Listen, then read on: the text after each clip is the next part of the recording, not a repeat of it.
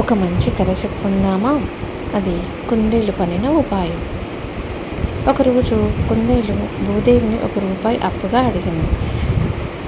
దానితో దానికి కావలసిన వస్తువులన్నీ తెచ్చుకొని కూర్చొని తింటుంది. మరుసటి రోజు భూదేవి కుందేలుని నా రూపాయి ఇస్తానన్నావు అని అడిగింది. అప్పుడు కుందేలు ఇస్తానులే అని చెప్పి చాలా దూరం పరిగెత్తింది. తర్వాత అక్కడ కూర్చొని తింటుంది. అప్పుడు భూదేవి మళ్ళీ నా రూపాయి ఇస్తానన్నావు కదా అని అడిగింది. అప్పుడు కుందేలు ఇక్కడికి వచ్చావా అని పక్కనే ఉన్న కంది చేనులోకి గెంతుతూ పరిగెత్తింది.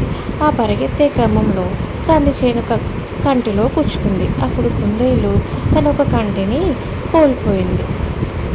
అక్కడికి కూడా భూదేవి వచ్చి నా రూపాయి ఇస్తానన్నావు కదా అని అడిగింది.